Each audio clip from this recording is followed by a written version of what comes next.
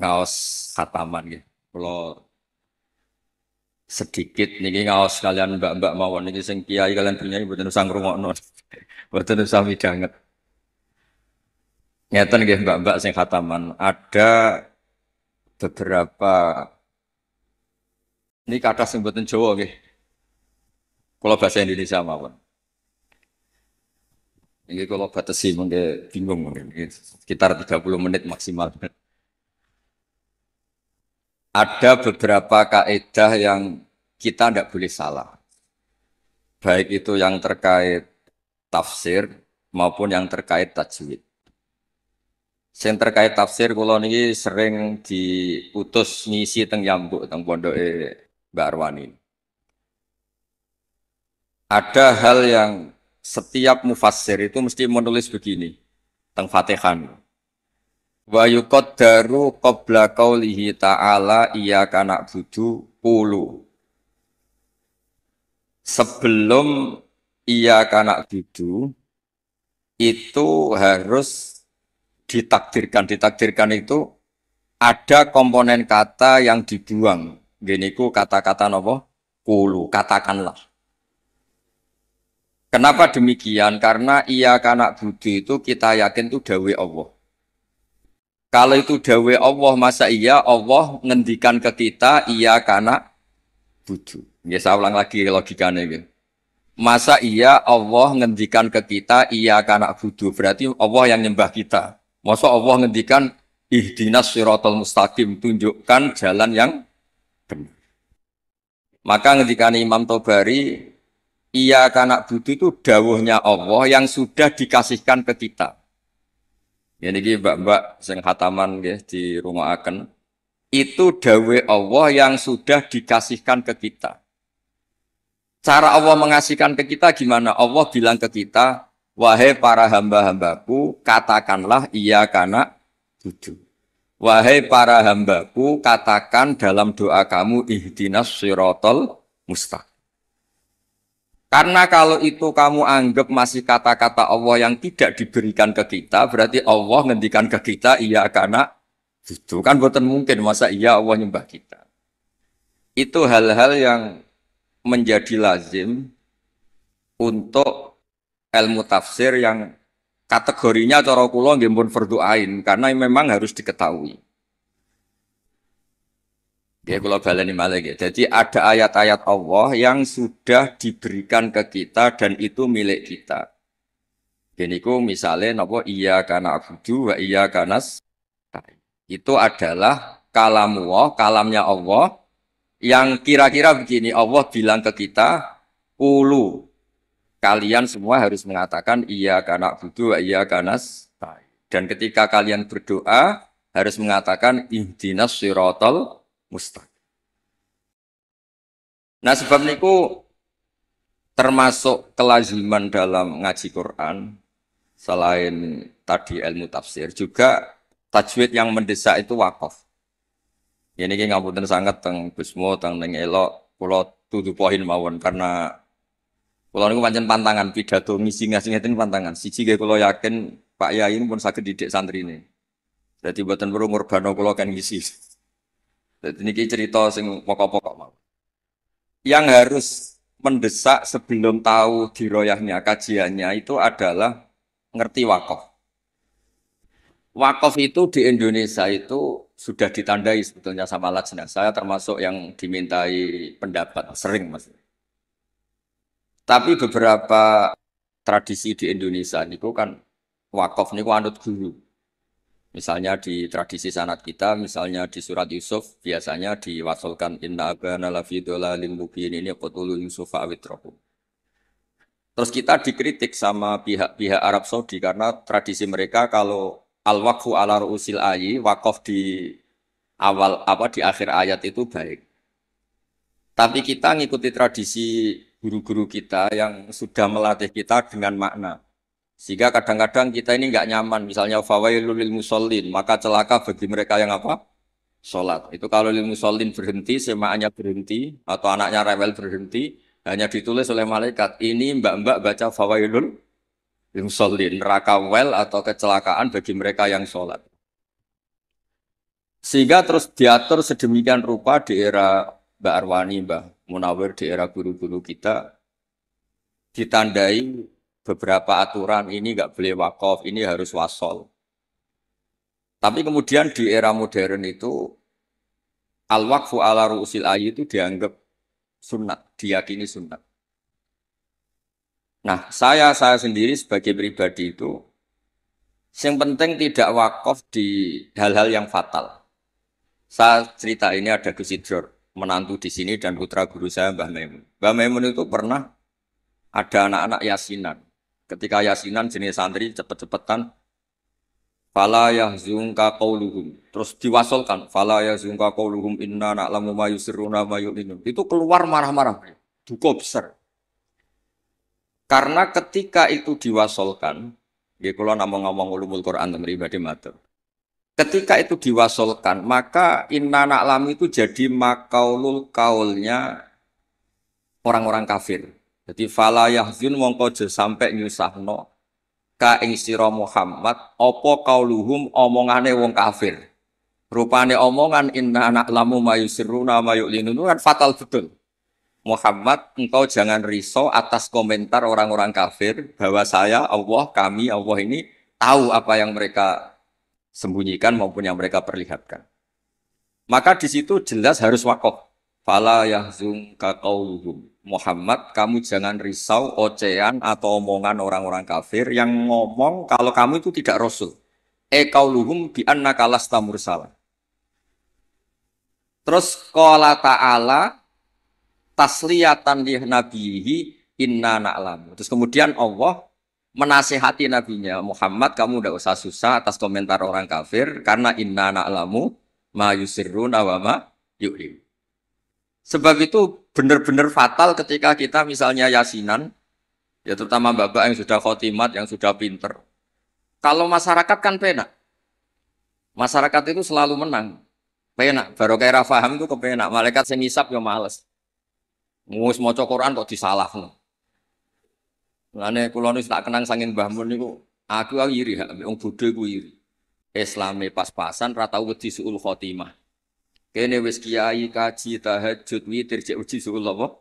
Khotimah. Jadi wong awam mak penak pokoke Islam wis wae mati ya mati, ora tau kepikiran suul apa? Khotimah. Nah, mun kiai kados jenengan repot. Islam khusyuk ibadah cek donga ya wedi suul apa? Khotimah. Mohon kalau terang malih.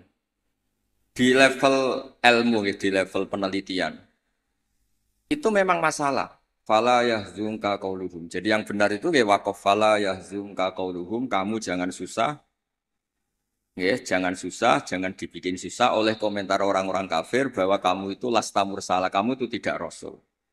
Terus Allah memulai penjelasan, kamu tenang saja Muhammad, karena aku kata Allah inna na'lamu ma yusirruna wa ma yu'lin. Terus contoh malih misalnya begini. Yudkhilu may yasha'u fi rahmati. Kadang ada yang wakaf wa dzalimin. Itu kan berarti jadinya apa? Allah memasukkan rahmatnya orang-orang yang dikehendaki.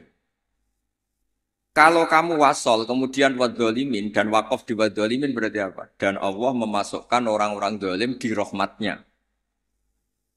Nah hal-hal seperti ini kalau suwun mbak-mbak memang meskipun misalnya kita diroyahnya gagal itu jangan sampai secara tilawah yang mutalaqqatan min afwahil masyayikh yang kita punya sanad itu jangan sampai tidak bisa.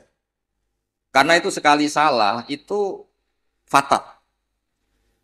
Makanya kata Ibnu Jazari wa ba'da tajwidi kalil hurufi la budda min ma'rifatil wuquf. Saya berkali-kali kalau ngaji cerita kenapa Imam Asim meriwayati Hafiz itu ada saktah 4.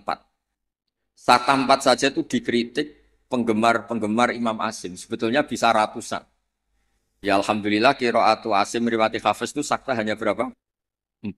Ini itu teng Kahfi, awal Kahfi, terus teng Yasin, terus wakilaman Rokin sama di surat Tatfif atau Mutafifin kalla balrona.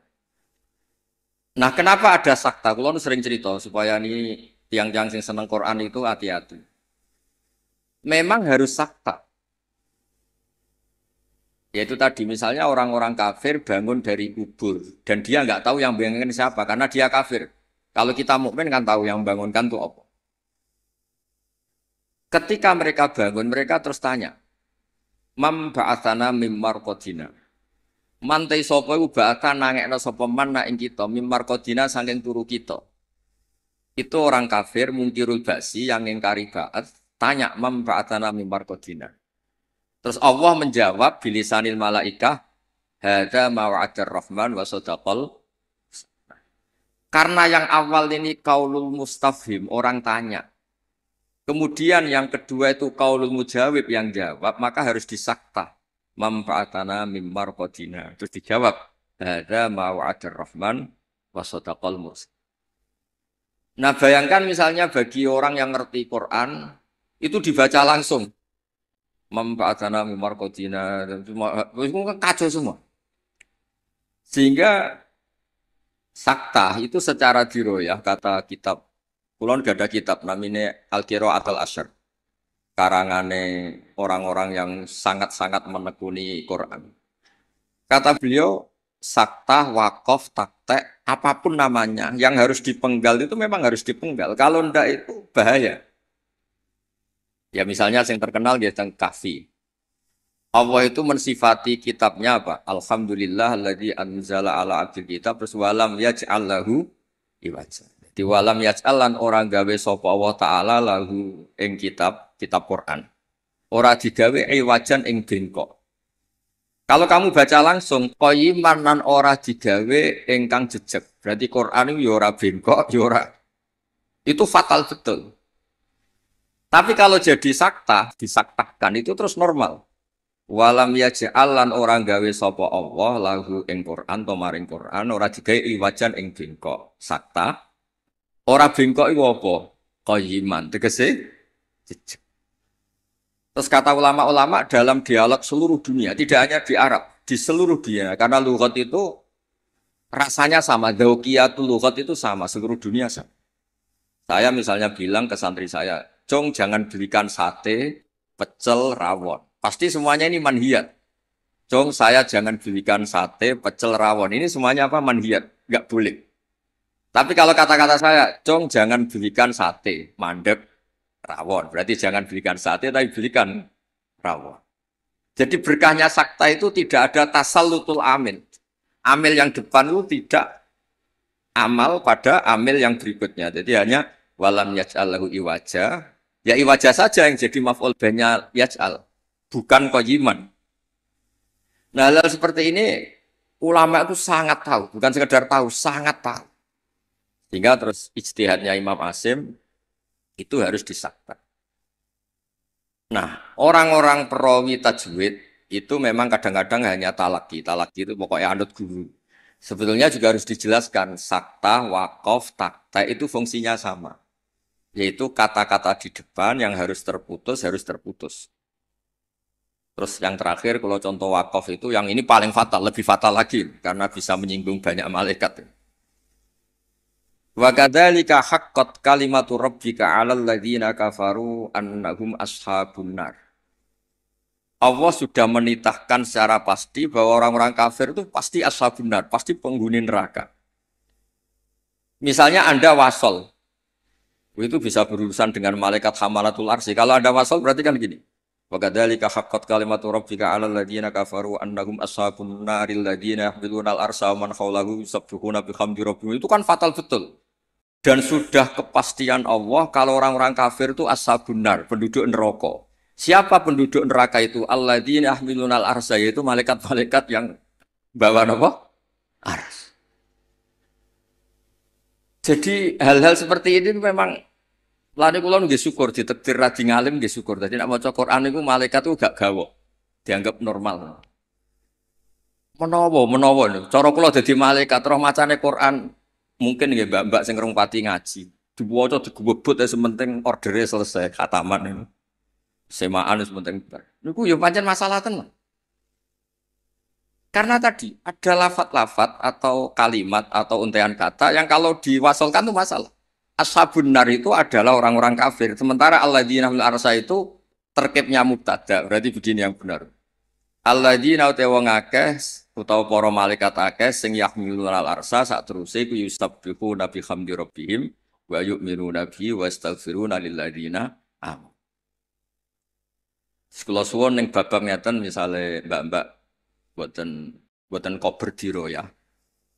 Gus kepengen nikah arep-arep payu nikah sudah serak kober diro. Pokoke ngaji kula nu ngertos sanate ning elok ngaos teng kene Ki Nawawi ngrukem ngaos teng kene Mbak Arwani. Ki Nawawi niku koncone bapak kula. Zaman sami-sami teng Kudus. Beliau dulu malah manggen teng pondok Buyut kula, manggen teng Damaran Ki Nawawi ngrukem. Jadi ketika niki kalau ngomong namun fokus ulumul Quran. Jadi terus dikaranglah kitab-kitab ulumul Quran yang spesial wakaf. Karena wakaf itu yang paling fatal kalau salah itu paling fatal. Ya ada soal misalnya wa kadzalika haqqat kalimatu rabbika 'alal ladzina kafaru annahum ashabun nar kok terusane diwasolno alladzina hamilunal ars. Itu malaikat aras bicara bener. Biasa semaan ngawur, masuk malaikat hamalatul arsi jadi asabun, itu kan fatal. Garu-garu. Mulane donga mawon sampean. Mulane nek sampean Qur'ane fakofera bener maca sing cepet ae. Dadi malaikat ora kok bernilai, mergo bingung terus. Dadi malaikat kaya sing nyemak, delok pojok etok. Karena sekali maca mbok jiwai jebule salah itu malah napa? Malah fatal. Mau niki yang kedua kalau cerita syifa. Quran itu syifa, obat atau solusi. Ini juga penting dijelaskan. Ketika kita nekuni ilmu astronomi atau falak, itu Quran cerita dan itu pasti benar karena bisa dibuktikan. Gini gue misalnya cerita Asyamsu wal qamaru bil husban. Allah itu bikin matahari dan bikin rembulan itu untuk hitungan. Makanya ngendikane Allah di ayat lain huwallazi ja'ala asy-syamsa diya'a wal qamara nuran wa qaddarahu manazila li ta'lamu 'adadas sinina. Kemudian ada tahun Syamsiyah yang kebetulan terkenalnya di Indonesia itu tahun Masehiyah atau Miladiyah. Sebetulnya itu tahun Syamsiyah, enggak ada hubungannya dengan Miladiyah. Kemudian yang satunya Komariah. Sebetulnya ya Komariah.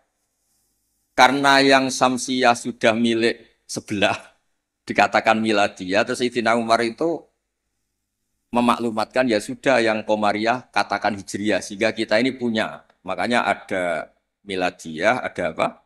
Hijriyah. Itu hakikatnya adalah Syamsiyah sama apa? Komariah. Sehingga peneliti astronomi itu juga suka sama Quran. Karena itu juga memenuhi hasrat mereka yang suka ilmu. Terus lasyamsu yambaghi laha an tudrikal qamara walalailu sabiqun nahar dan seterusnya dan seterusnya. Kemudian ada orang itu juga suka sosiologi, suka ilmu sosial. Dan itu yang saya sering setiap misi di Jogja mesti saya itu cerita ilmu sosial. Ilmu sosial itu kebetulan bapak sosiologi itu yang paling dikenal jenis Ibnu Khaldun. Punya kitab namanya Muqaddimatu Ibnu Khaldun. Kalau sinau tenanan, dia sinau tajribah, maksudnya penelitian sosial juga sinau kitab-kitab. Kata Ibnu Khaldun begini, dan ini harus dihayati, dilakukan ketika mbak-mbak pulang. Andai kan Rasulullah SAW itu setiap hari bisa terbang Mekah Madinah, setiap hari Mi'raj. Tapi Nabi itu kikir misalnya, tentu ini misalnya. Kikir, setiap ketemu orang itu misoi, ketemu orang itu menyakiti, merugikan. Itu tetap tidak akan diikuti. Jadi misalnya kulon gadah kiai atau gadah konco, sing tiap hari itu terbang di Mekah, Jumatan di Mekah, Popo di Mekah terbang betul numpak pesawat, ngirit keramat tapi ngirit. Tapi dia medit, nak diutang kulo ya orang nyaur, ketemu kulo misal, tetap tidak saya hormati. Tapi kalau dia orang kebanyakan, nggak bisa terbang, nggak bisa apa, ambek kulo lomo, ambek kulo santun, nggak pernah merugikan saya, tetap saya hormati. Sehingga para pakar-pakar di semua, di seluruh dunia, itu menghormati betul. Sisi sosiologi Quran, gini kok Allah ngendikan tentang kekasih, Fabima rahmatim minallahi lintalagum, walau kunta faddun ghalidhal qalbi lan faddu min hawlik. Muhammad, kamu dicintai orang banyak itu karena layinal janib. Kamu itu santun, kamu itu menarik, kamu itu simpatik. Walau kunta faddun ghalidhal qalbi lan faddu min hawlik. Kalau kamu itu angkuh, keras hati, orang sekeliling kamu pasti bubar. Misalnya kula nu wonten Zahid, bedino iso terbang ning Mekah. Bariku kok nyolong pitik kula, tetep tak ora tak arani maling, ora tak arani wong keramat, tapi tak arani maling. Wong iso terbang Mekah tapi wong nyolong pitik tetep tak arani maling, mboten tak arani tiyang napa? Tapi ra iso terbang ning Mekah, tapi ngekeki sampean alpat, tetep ki matur nuwun wong apik. Nah, sehingga ini ngendikan ulama, bukan ngendikan kula. Sehingga mukjizatnya Nabi Muhammad SAW itu ya peradaban itu. Bu istuli utamima makarimal akhlak. Peradaban. Yaitu mukjizat Nabi terbesar ya peradaban itu. Sehingga kenangannya orang-orang kafir masuk Islam mesti tanya, kenapa kamu Islam? Saya ini kenal, nyebutnya masih jangkar, saya ini kenal Muhammad tuh lama. Dan kenangan saya itu layak dibu alan nas. Dia tidak pernah bohong pada manusia. Fala yakdiba alaqah. Makanya Islamnya orang Islam dulu itu unik. Yang Islam itu teman dekat semua. Bojone sampean, mbak-mbak iso ben ati bojo, orang-orang ngandel wis sing lanang. Kok nak melarat mangkel mergo kere, nak sugih kepen wayah, ruwet wong lanang ruwet. Tapi Nabi itu sing pertama iman Sayyidah Khadijah. Niki tantangan wong jarang. Bojo ngimani sing lanang itu jarang. Sing pertama iman tiang lanang itu Abu Bakar, koncone dagang, dijak malor ngidul jenenge Abu Bakar. Zaid niku bin Harisah. Anake ketua suku. Ilang teng Mekah ditemuk tiang terus dadi budake Khadijah terus dikekno Kanjeng Nabi. Pokoke Zaid iku budak. Niku bareng nderekno Nabi tahunan niku wong kok apike ngene. Niku dijaluk bapake merdeka meneng mboten purun. Sampai diceluk Zaid bin Muhammad. Intinya ngeten, Islam itu apa? Dawe pangeran amlam ya'rifu rasulahum fahum lahum munkirun. Muhammad ini figur yang saya lepas dan Anda bisa ngecek bapaknya siapa, keluarganya siapa, perilaku sosialnya kayak apa, punya reputasi bohong apa enggak, punya. Makanya ketika Nabi pertama dakwah, lau akhbartukum, ara'aitum lau akhbartukum. Saya kalau cerita ke kamu bahwa sekarang di balik gunung itu ada pasukan yang mau menyerang kita. Akun tumusaddiqi, ya apa kamu percaya sama saya?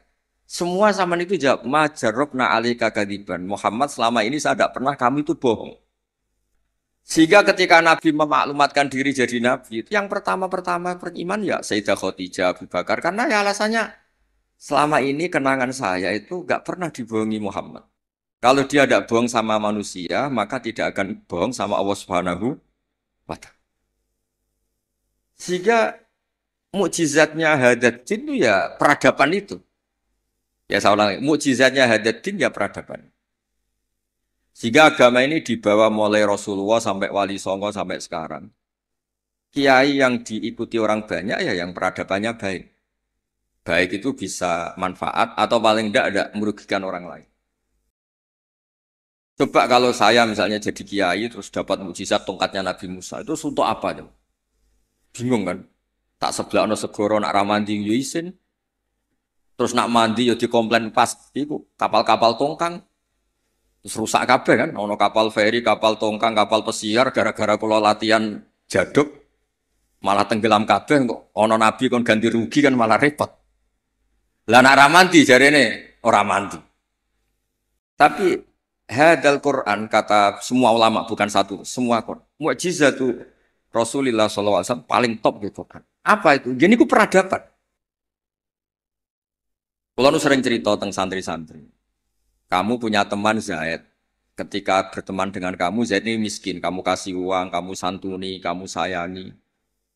Itu ketika dia jadi menteri atau pejabat di Jakarta, kamu ketemu itu pede. Karena apa? Hubungan kamu itu yunfikun. Al-yadul ulya khairum al-yadis sufla. Makanya pertama Quran itu cerita orang baik itu siapa? Wa mimma razaqnahum yunfikun. Jadi orang medit itu ya mangkel lo tenan. Saya hidup di Jogja lama, sering teng Jakarta. Saya tuh merasa dilindungi itu ya oleh konsep sosial Quran. Kalau ketemu orang itu gimana? Alladzina yunfikuna fis-sarra wa dharra. Usahakan kalau ketemu orang lain itu berkontribusi. Ketika kecewa wal kadhiminal ghaidha. Ketika kecewa itu ya tidak usah meledak-ledak terus miso-miso maksudno. Maksudno itu nak ramandi yo isin, nak mandi ngrugekno wong Islam. Jadi kemungkinan dua-duanya itu buruk. Ya nak ramadi isin, nak mandi ngrugekno wis. Terus wal afina anin nas, ketika kecewa itu mudah memaaf. Semua orang yang diterima banyak orang, itu pasti ya itu. Dia dermawan, paling tidak merugikan orang lain. Ketika kecewa wal kadhimin al itu bisa mengendalikan emosi wal afina anin. Sebab itu saran kula terakhir teng Mbak kula boten kepengen ngaji sing aneh-aneh ini sing otoritatif. Sayyidina Ali itu kalau ngandani orang masalah sosial itu gampang. Kata beliau, ahsin man syi'ta takun amiro. Kamu baik saja sama seseorang, pasti kamu jadi pemimpinnya. Kita misalnya pergi, misalnya pakai Innova, Innova itu milik kita, sing melok numpang ya tetep mbok warungno, kamu baik, takun amiro. Pasti kamu pemimpinnya, karena kamu al-muhsin yang baik. Terus, wahtas ilaman syi'ta takun asiro. Silakan aja jadi orang murahan. Ketemu menteri ingin dikasih uang, ketemu kiai ingin dikasih uang, ketemu teman kepengen dikasih. Takun asiro, pasti kamu jadi pecundang. Wastaghni amman syi'ta takun nadhiro. Kamu jangan pernah butuh sama orang lain, maka kamu akan setara. Karena kita tidak butuh dia, kita setara.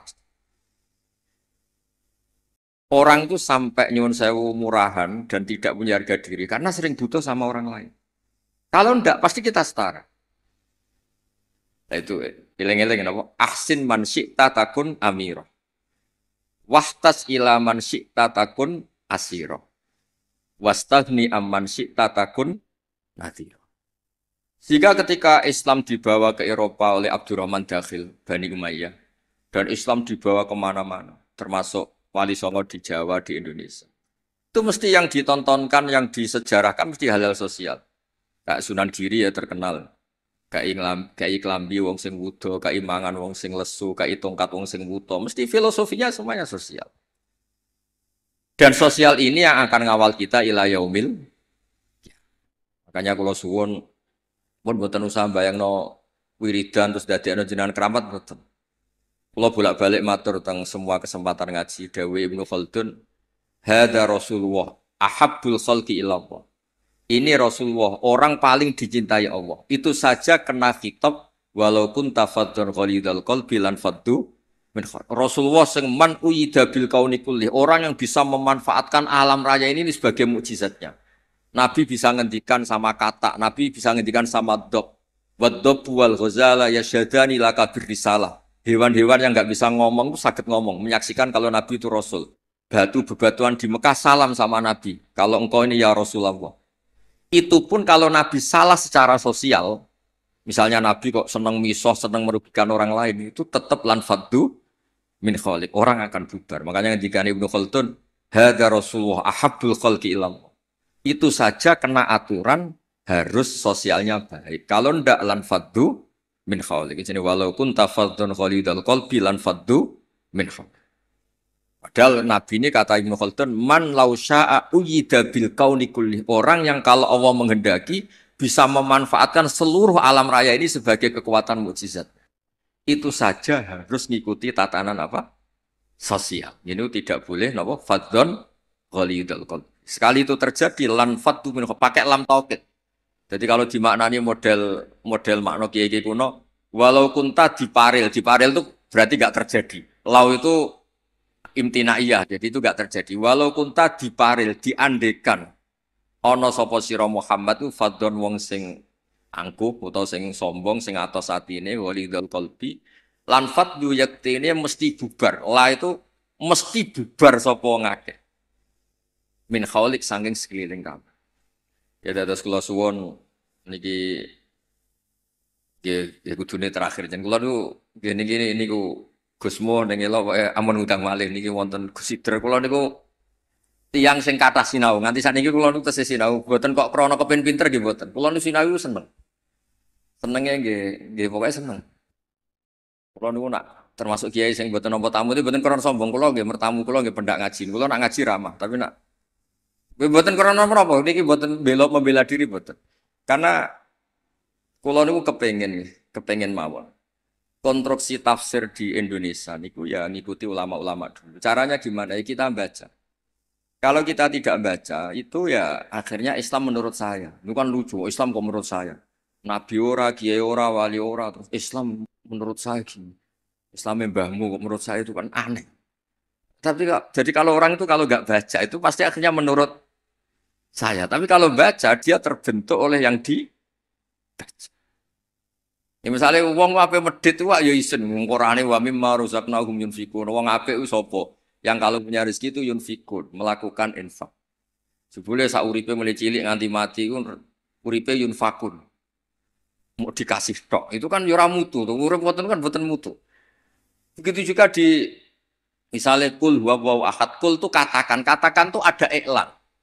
Jika ketika kamu tauhid itu pribadi atau sendiri, berarti tidak bentuk orang lain menjadi ahli tauhid. Karena kul tuh katakanlah itu ada maklumat yang dingertikan orang lain. Kalau sering cerita tentang santri-santri. Nganti anak Islam itu bapaknya marai syahadat. Gurune marah. Ada interaksi sosial, yaitu anak mulai cilik diwarai apa? Dimulai apa? Kul, katakan untuk diri kamu, untuk orang lain, untuk anak didik kamu.